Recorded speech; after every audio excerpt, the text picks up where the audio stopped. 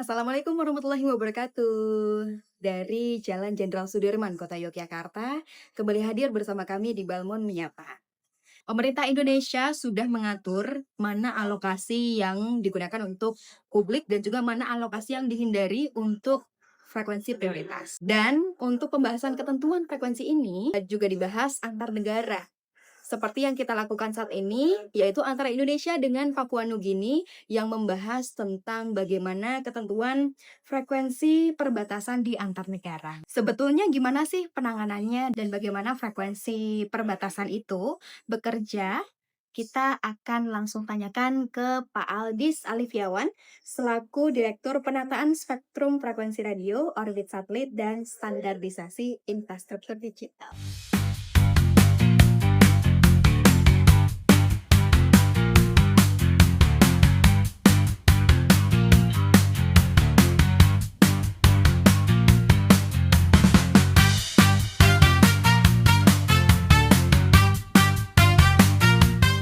Terima kasih Pak, kami akan tindak lanjuti dengan menyampaikan laporan kepada Pak Dirjen. Oke, terima kasih Melia.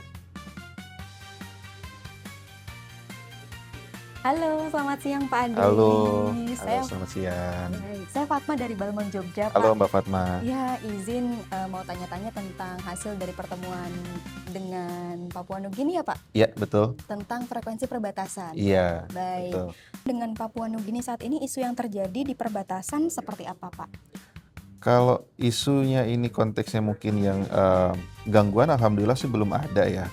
Tapi justru yang saat ini kita sedang bentuk adalah framework atau cara untuk berkoordinasi. Sehingga kalau gangguan itu muncul di kemudian hari, kita tahu kepada siapa dan bagaimana kita harus memproses aduan gangguan itu.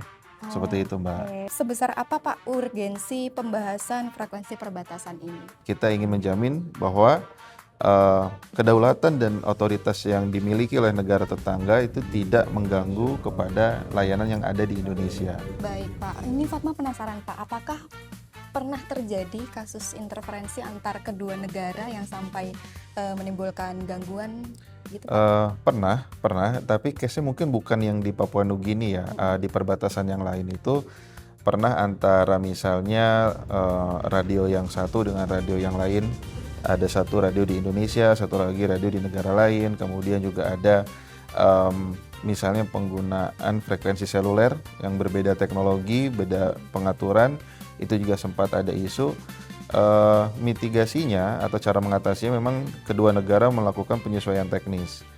Bisa dengan mengurangi daya pancar atau mengalihkan arah hadap dari antena atau mengganti frekuensi. Pak, di negara lain kayak gini juga nggak sih, Pak, pengaturan frekuensinya? Sama sih, Sama ya, karena Pak, ya? frekuensi itu sebetulnya adalah boleh dibilang aset internasional ya. Jadi dia diaturnya secara internasional itu oleh badan PBB yang bergerak di bidang telekomunikasi, International Telecommunication Union. Sehingga karena itu terpusat secara global, maka kurang lebihnya manajemen spektrum di semua negara adalah sama karena punya satu rujukan yang sama. Baik, terima kasih banyak Pak Sama-sama, Adis. Mbak Fatma. Nah, seperti itu sahabat Infradigi tentang bagaimana pengaturan frekuensi baik di Indonesia maupun di frekuensi perbatasan supaya bisa menjaga masing-masing frekuensinya Betul. agar tidak terjadi interferensi begitu Betul, ya Pak Adis betul. ya. Terima kasih banyak Pak Adis Alifiawan selaku Direktur Penataan Spektrum Frekuensi Radio, Orbit Satelit, dan Standarisasi Infrastruktur Digital. Siap. Semoga obrolan kita yang barusan ini bermanfaat untuk kita semua dan sampai jumpa di Balmon Menyapa. Dah.